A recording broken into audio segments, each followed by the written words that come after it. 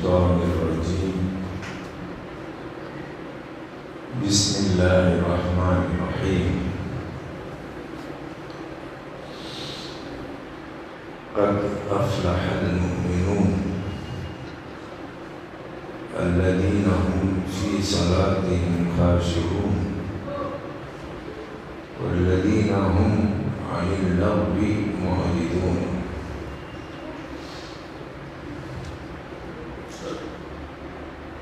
محترم حضرات، انہی آیات کی روشنی میں آپ نے کئی دنوں سے سنا ہے، آج بھی انہی آیات کی روشنی میں کچھ باتیں قرآن اور حدیث سے انشاءاللہ بیان کریں۔ ہم لوگ یہ سمجھنے کی کوشش کر رہے تھے خشوع کس کو کہا جاتا ہے۔ خشوع کا حکم اللہ تعالیٰ دے رہا ہے۔ نماز کے اندر خشوع اور خضوع دونوں ایک ہی معنی، خشوع اور خضوع۔ اگر کسی کی نہیں ہے وہ نماز کا ثواب بالکل کم ہے۔ جو خشوع اور خضوع کے ساتھ نماز پڑھتا ہے اس کا ثواب پورے کا پورا ملے گا، یعنی پورے دھیان کے ساتھ آپ کو نماز کرنا پڑے گا۔ اب دیکھیے، آپ کو قیام میں اللہ کے نبی صلی اللہ علیہ وسلم نے کہاں دیکھنے کا حکم دیا؟ آپ نماز میں کھڑے ہو کر کے قبلے کی طرف اپنا منہ کریں گے، آس پاس نہیں دیکھیں گے، اوپر نیچے نہیں دیکھیں گے، دیکھیں گے۔ میں نے کئی حنفیوں سے سنا ہے، وہ کہتے ہیں کہ پاؤں کی جگہ دیکھ نہیں۔ اللہ کے نبی صلی اللہ علیہ وسلم نے یہ نہیں کہا، بلکہ آپ نے فرمایا آپ کو سجدے کی جگہ دیکھنا چاہیے۔ کہاں دیکھنا چاہیے؟ سجدے کی جگہ۔ بعض لوگ رکوع کی حالت میں پیروں کی انگلیوں کو دیکھتے ہیں، اپنی بھی دیکھتے ہیں، دوسروں کی بھی دیکھتے ہیں، یہ غلط ہے۔ اللہ کے نبی صلی اللہ علیہ وسلم نے فرمایا سجدے کی جگہ دیکھو، اور نماز کی حالت سے پہلے یا نماز میں کھڑے ہو جانے کے بعد دستی سے جھٹکنا یا سجدے میں جا کر کے کوئی کنکر انکر چپ گیا یا بار بار سجدے کی جگہ سے ہٹاتے رہنا، اللہ کے رسول صلی اللہ علیہ وسلم نے فرمایا ایسی حرکت مت کرو، بلکہ ایسی حرکت کرنے کو منع کرتے ہوئے آپ نے فرمایا فَإِنَّ الرَّحْمَةَ تُوَاجِهُ، اللہ تعالیٰ کی جو رحمت ہے تمہارے سامنے ہے۔ کہاں؟ سجدے کی جگہ، اسے ہٹانے کی ضرورت نہیں۔ اگر تم نماز کی حالت میں سجدے کی جگہ کو جب بھی سجدے کو جاتے ہیں آپ صاف کرتے رہیں گے تو اس صاف کرنے کو منع کر دیا۔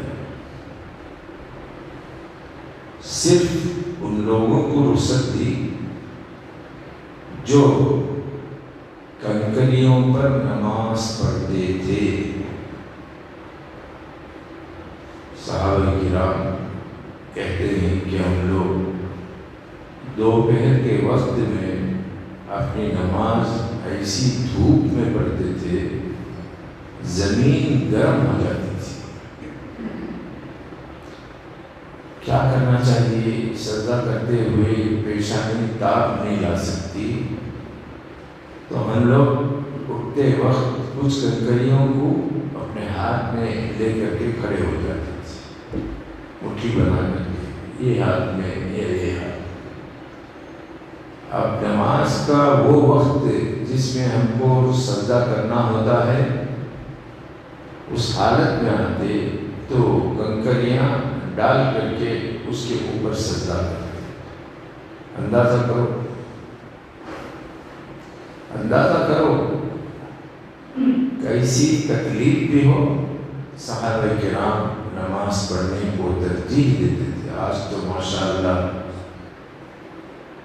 مکے کے اندر عالیشان باغیچے ہیں، مدینے کے اندر عالیشان باغیچے ہیں، دیکھا دیکھی ہر مسجد کے اندر اے سی بھی آ گیا ہے اور باغیچے بھی ہیں۔ آرام تو آرام، نوابوں کی نماز ہے اور تعمیرات جس کا اللہ کے نبی صلی اللہ علیہ وسلم نے شاندارانہ طریقے سے کرنے کو منع کیا تھا، آج امت اسی کے پیچھے پڑی ہوئی ہے۔ کیا فرمایا تھا اللہ کے نبی صلی اللہ علیہ وسلم نے؟ قیامت کی نشانیوں میں سے ایک نشانی یہ ہے لَتُزَخْرَفُنَّ الْمَسَاجِدَ كَمَا زَخْرَفَتِ الْيَهُودُ وَالنَّصَارَى۔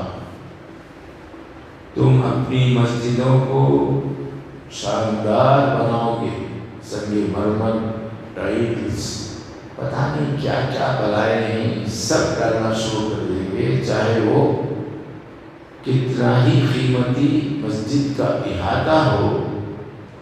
یہ یہودیوں کا فعل ہے۔ کیوں؟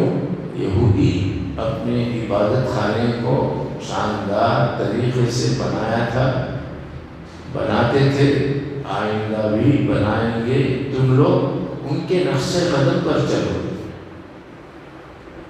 دیکھو، شاندار مسجد کا رہنا ضروری نہیں ہے، اور اس میں سب سے بری بات یہ ہے انسان کا خشوع اور خضوع ختم ہو جاتا ہے۔ ہم لوگ جاتے ہیں حرم کے اندر نماز پڑھنے کے لیے، طواف کرنے کے لیے، وہ کعبے کے غلاف کے اندر جو سونے اور چاندی کی تاریں ہیں، اسے دیکھ کر کے مبہوت ہو جاتے ہیں۔ اس کے اطراف سنگ مرمر جو ڈال دیا گیا ہے، وہ مرمر جو گرم نہیں ہوتا، ورنہ ہم جب گئے تھے 70/8 میں طواف تو کیا ہم نے کنکریوں پر، چپل پہن کر کے، اب بھی کر سکتے ہیں، اب بھی کرتا ہوں میں، بدعتی ہاں ہوش کرتے رہتے۔ کہاں؟ کعبۃ اللہ کے اندر کہاں منع ہے؟ بلکہ مکے کا نبی صحابہ کرام کو حکم دیتا تھا، جب تم مسجد کی طرف آؤ اپنے جوتوں کو دیکھ لیا کرو،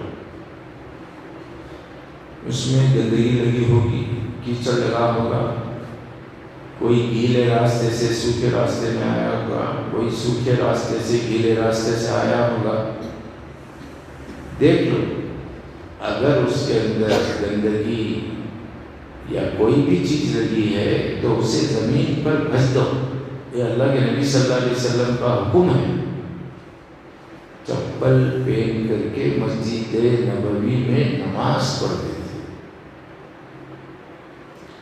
کعبۃ اللہ کے اندر اب بھی چپل پہن کر نماز پڑھنے والے بہت ہیں، جوتے پہن کر کے پڑھتے ہیں، طواف بھی کرتے ہیں۔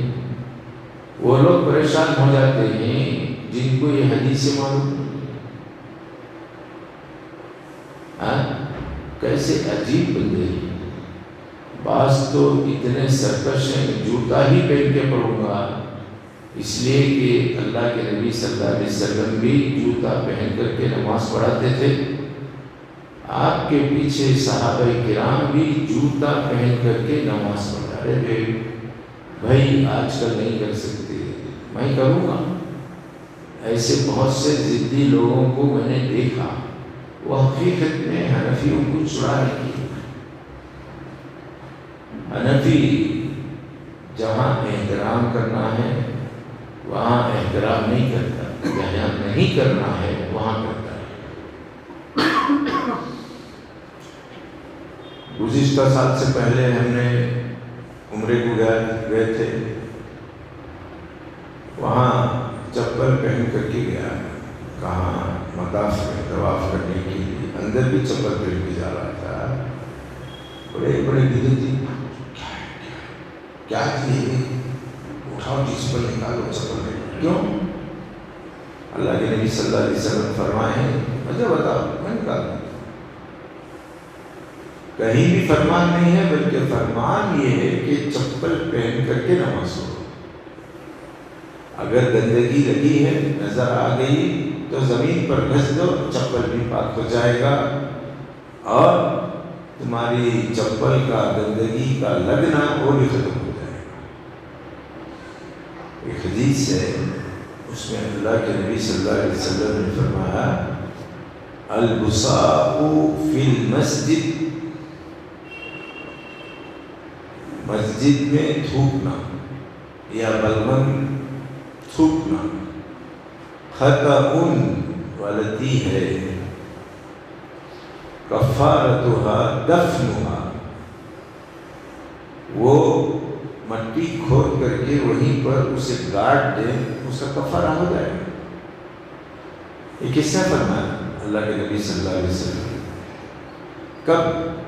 جب کہ تھوک کو مسجد کے اندر دیکھا، دیواروں پر دیکھا، لگے نہیں رہنا چاہیے، اسے دفن کر دینا چاہیے، اس کا کفارہ ہو جائے گا، تمہارا گناہ نہیں رہے گا۔ کچرے کی توتی سمجھ کر کے تھوک کے چلا جانا، یہ اللہ کے نبی صلی اللہ علیہ وسلم نے گوار نہیں فرمایا، بلکہ حکم دیا کہ تم گڑھا کھود کے مسجد ہی میں اسے دفن کرو۔ ایسی حدیثیں بہت سی ہیں۔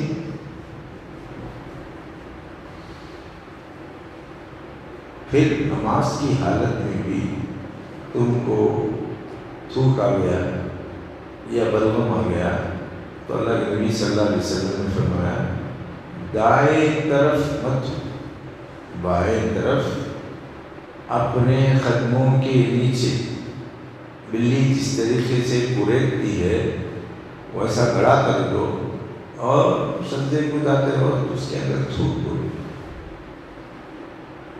بائیں طرف تھوکنے کا حکم دیا۔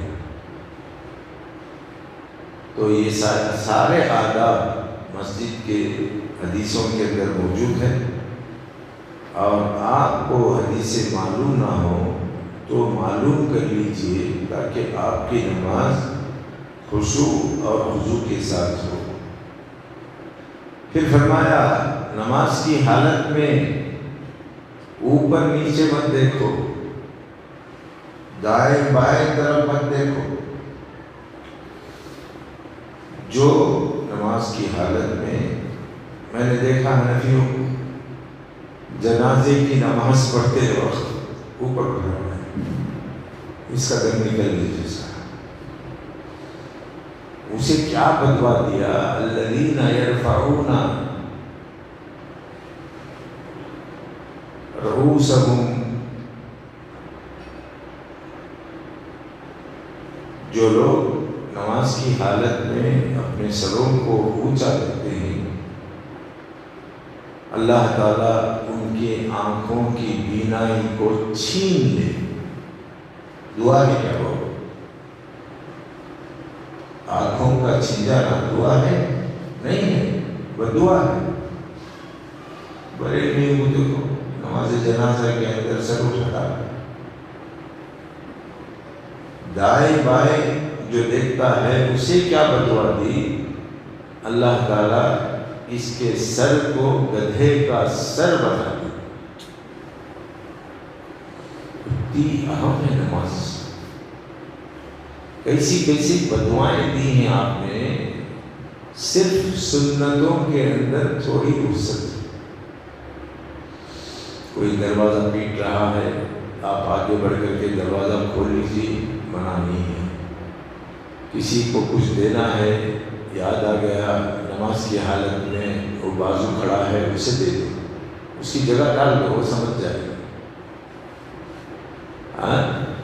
اس طریقے سے ہلکی نماز جو نفل ہے اس کے اندر ہلکی سے حرکتیں کر لینا، اشارہ کر لینا. علی رضی اللہ تعالیٰ عنہ کہتے ہیں جب بھی میں رسول اللہ صلی اللہ علیہ وسلم کو گھر کے اندر نماز پڑھتے ہوئے پاتا تو پہچان لیتا. کیسے؟ میں جس دروازے سے آتا اس دروازے کو مانتا، داماد نہیں اور چچا زاد بھائی بھی. تو اللہ کے رسول سنت پڑھتے ہوتے گھر کے اندر تو اشارہ کیسے میں پہچانتا تھا؟ تنحنح لی، خطار کے میں سمجھ جاتا اللہ کے نبی صلی اللہ علیہ وسلم نماز میں. آج ہمارے پاس بوڑھے جوان نامعلوم مسائل کے جاننے کی نہ جاننے کی وجہ سے سامنے سے آدمی کو ڈھکیل دیتا ہے، اسے روکنے کی کوشش کرتا ہے، عجیب عجیب حرکتیں کرتے ہیں جن کو میں نے بہت سے لوگوں کو کرتے ہوئے دیکھا ہے. اس محدث کا نام مجھے معلوم نہیں جو اس حدیث کو پڑھنے کے بعد کہ وہ آدمی جو نماز کی حالت میں ادھر ادھر دیکھتا ہے اللہ اور اس کا سر گدھے کا بنا، تھوڑا شک پیدا ہو گیا کیا اتنی بڑی بدعا ہے کیا؟ تو انہوں نے کچھ دن نمازوں کے اندر ادھر ادھر دیکھا. اب اس کے بعد اللہ تعالیٰ کا عذاب ان کے اوپر اتر گیا. گھر کو گئے، بیوی نے کہا کیا آپ کی صورت گدھے کی ہوگی؟ ہاں میری صورت گدھے کی؟ ہاں دیکھو آئینہ میں دیکھو. آئینہ دیکھا، ارے حدیث صحیح تھی، میرا عمل غلط تھا. فوراً اس کے بعد پردہ ڈال دیا، کسی کو صورت نہیں دکھائی، صرف اپنی آنکھیں کھلی رکھتی تھی. شاگرد آئے درس دینے کے لیے تو شاگرد کو دیکھا، شاگردوں نے ان کو دیکھا، پورا جسم پہلے جیسا تھا ان کے استاد کا ویسا ہی تھا، لیکن چہرے پر پردہ تھا. کسی نے پوچھا کہ کیا واسطے آپ نے اپنے سر کو پردے سے ڈھانپ لیا ہے؟ بڑے افسوس کے بعد ساتھ ان کو کہنے لگے بچوں میں تم کو حدیث پڑھاتا ہوں، یہ بھی حدیث پڑھایا ہوں کہ اللہ کے نبی صلی اللہ علیہ وسلم نے بددعا دی ہے ان لوگوں کو جو نماز کی حالت میں ادھر ادھر دیکھتے. میں نے اس حدیث میں تھوڑا شک کیا، اپنی نماز کو ادھر ادھر دیکھ کر کے ختم کرتا تھا. ایک دن گیا میں گھر کو، راستے میں مجھے کیا ہوا معلوم نہیں، میری بیوی بچے گھر میں داخل ہونے کے ساتھ ابا جان ارے آپ کا چہرہ گدھے کا ہو گیا. مجھے محسوس نہیں. بعد میں آئینہ لا کر کے دیا، میں دیکھا، بہت افسوس کیا کہ میں نے نبی صلی اللہ علیہ وسلم کی بات کے اندر مزاج سوچا جس کی وجہ سے اللہ تعالیٰ نے میرا چہرہ اور سر گدھے کا بنا دیا. انسانی ساخت کی جیسے ہی، مگر اتنا چمڑا اتنی صورت سب گدھے کی. اور اوپر دیکھنے والے نماز کی حالت میں ان کو کیا بدعا ہے؟ اللہ تعالیٰ ان کی آنکھوں کی روشنی کو چھین دے، یعنی اندھے ہو جائیں. یہ نعمتیں بہت بڑی بڑی چیزیں ہیں، ان کی قدر کرنے والا ان کے جانے کے بعد اسے یاد آتا ہے۔ تو خشوع اور خضوع اللہ تعالیٰ وہی ذکر کر رہا ہے، الذین هم فی صلاتہم خاشعون، یہ وہ لوگ ہیں جو اپنی نماز کے اندر خشوع اور خضوع اور خوف الہی پوری طریقے سے رکھ کر کے نماز پڑھتے ہیں۔ ان کی نماز کا ثواب پورے 5 وقت کی نماز کے اندر 50 نمازوں کا ثواب ملے گا۔ یہ معراج میں اللہ کے نبی صلی اللہ علیہ وسلم کو اللہ نے فرمایا، اے محمد تم آ کر کے مجھ سے کمی کا مطالبہ کرتے رہے، میں نے 50 نمازوں کو 45 معاف کر دیا اور 5 لے کر کے اترے تو موسیٰ نے کہا جاؤ، میں نے اپنی امت کو آزمایا ہے، یہ پابندی نہیں کر سکتی۔ کیا معنی ہوا؟ پہچانو موسیٰ علیہ السلام کی بات۔ موسیٰ علیہ السلام کو اس سے کم نمازیں دی اللہ تعالیٰ نے، ان کی قوم پوری نہیں کر سکی۔ جب میری قوم پوری نہیں کر سکی تو آپ کی قوم بھی پورا نہیں کرے گی، جاؤ جا کر کے کمی کر لو۔ اللہ کے رسول صلی اللہ علیہ وسلم نے فرمایا مجھے اب شرم آتی،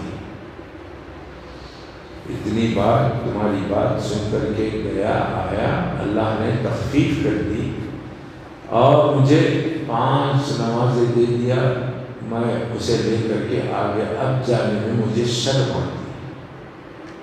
اللہ تعالیٰ نے منادی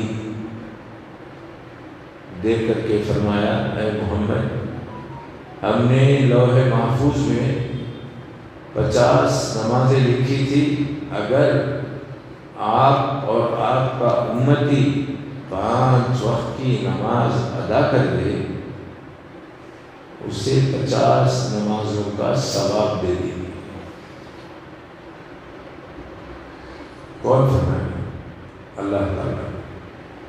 اللہ کے نبی صلی اللہ علیہ وسلم نے یہ آواز سن کر کے دنیا میں آ کر کے بتایا جو میرا امتی ہے 5 وقت کی نماز خشوع اور خضوع کے ساتھ پڑھ لیتا ہے، اللہ تعالیٰ اسے 50 نمازوں کا ثواب دے دیتا ہے۔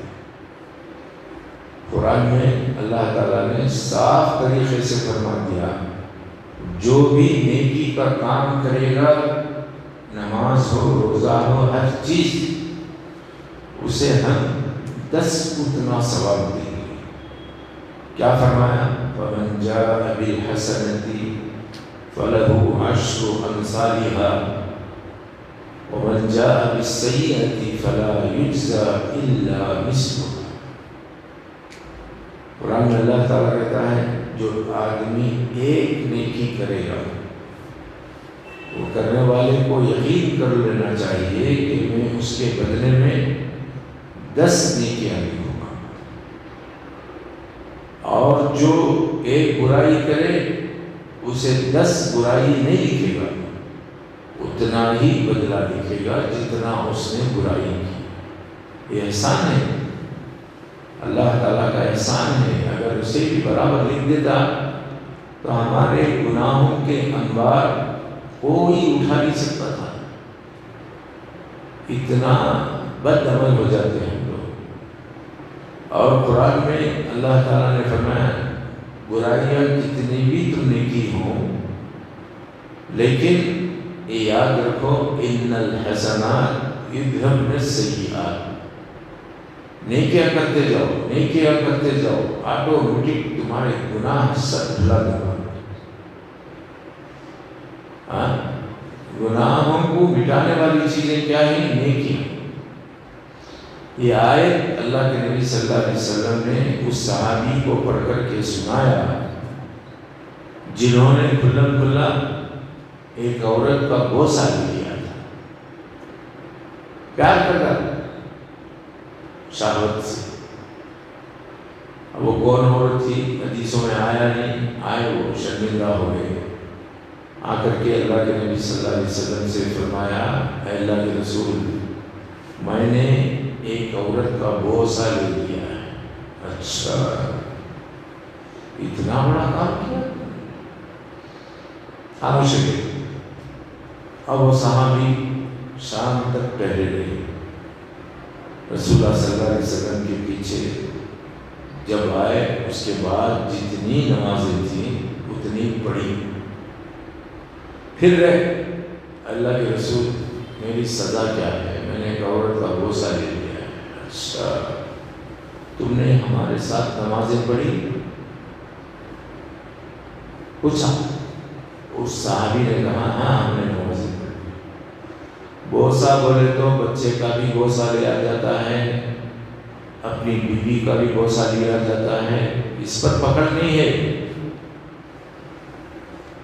حرام جو عورت ہے تمہارے اوپر اس کا بوسہ لے لیا تو گناہ ہے. آپ ہر بوسے کو گناہ مت سمجھو.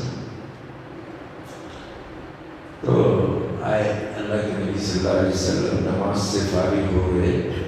آ کر کے کہا اے اللہ کے رسول میں نے ایک عورت کا بوسہ لے لیا. کتنا ڈر تھا دیکھو ان کے اندر. بوسے کا گناہ کتنا ہے ان کو معلوم, کیا سزا ہے وہ بھی معلوم. جب تک اللہ کے نبی صلی اللہ علیہ وسلم نے جواب نہیں دے دیا تو اللہ کے نبی صلی اللہ علیہ وسلم نے جواب دیا کیا تم نے فجر کی نماز پڑھی؟ ہاں پڑھی. ظہر عصر مغرب عشاء ہمارے ساتھ پڑھی؟ کہا ہاں. جاؤ. یہ آیت پڑھ کر کے اللہ کے نبی صلی اللہ علیہ وسلم نے ان کو بھیج دی. ان الحسنات یذہبن السیئات. جو ہمارے ساتھ تم نے نماز پڑھ کر کے نیکیاں کمائی ہیں آپ کی برائیوں کو ختم کر دی. کتنا رحم ہے اس امت پر سمجھ میں نہیں آتا. اللہ تعالیٰ جو رحیم ہے سمجھ میں نہیں آتا کہ کس کس جگہ اللہ تعالیٰ ہمارے لیے نیکیوں کو لکھ دیا ہے. ہم بے وقوف ہیں. گدھے کی عقل ہے ہماری. گدھا اس جگہ چڑھتا ہے جہاں گھاس نہیں ہوتا. دیکھو گدھے کبھی دیکھو. یہ مثال چپ کے نہیں بنائی گئی. گدھا ہمیشہ اسی جگہ پایا جاتا ہے جہاں پر گھاس نہیں ہوتا. تو ہماری عقلیں گدھوں کی جیسی ہو گئی ہیں, نیکیوں کو ضائع کرنے والی ہو گئی ہیں, اور ان کو معلوم ہی نہیں ہے کہ ہماری نیکیوں کو اللہ تعالیٰ کیسے کیسے معاف کرتا ہے, جبکہ گناہ اتنا ہی لکھا جاتا ہے اور نیکیاں 10 سے 70 ایک ایک نیکی پر اللہ تعالیٰ لکھتا ہے.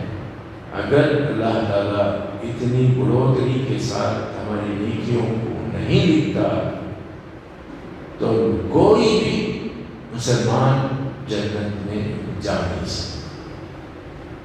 قرآن پڑھو. قرآن میں ہے لا ادری ما یفعل بی ولا بکم. مجھے معلوم نہیں قیامت کے دن میرے ساتھ کیا سلوک ہوگا اور تمہارے ساتھ کیا سلوک ہوگا. یہ صرف اللہ جانتا ہے. اس کا نتیجہ کیا ہے کہ ہم ہماری محنت ہماری نیکیوں کے بدلے میں اتنا سب پیشگی بتا دینے کے باوجود جنت میں نہیں جا سکتے جب تک کہ اللہ تعالیٰ اپنے فضل کو ہمارے اوپر پورا نہ کر دے. ایک صحابی نے پوچھ لیا آپ جو نیکیاں کر رہے ہیں اس کے بلبوتے پر جنت میں نہیں جانے. ولا انا, میں بھی نہیں جا سکتا. الا ان يتغمدني الله برحمتي, میں بھی اسی کو جنت میں جاؤں گا. اللہ تعالیٰ کی رحمتیں مجھے جب تک نہ ڈھانپ لے. اتنا بڑا رسول, اتنا بڑا پیغمبر, اس کی زندگی میں کیسی کیسی نمازیں پڑھی, کیسے کیسے صدقات کیے, کیسے کیسے خیرات کیے, کیسے کیسے روزے رکھے, حدیثوں میں اٹھا کر کے دیکھو، آج کا کوئی نوجوان اسے ادا نہیں کر سکتا۔ اتنا کرنے کے باوجود اللہ تعالیٰ سے سب سے زیادہ ڈرنے والا ہمارا نبی ہے، اور اللہ تعالیٰ کی رحمت اور فضل جب تک شامل حال نہ ہو وہ بھی جنت کو نہیں جائیں گے۔ دیکھو، یہ ہے حقیقت میں خشوع، یہ ہے حقیقت میں اللہ کا ڈر۔ اللہ تعالیٰ مجھے اور آپ کو خشوع اور خضوع کے ساتھ ہر عبادت کرنے کی توفیق عطا فرمائے۔ وأقول قولي هذا وأستغفر الله لي ولكم ولسائر المسلمين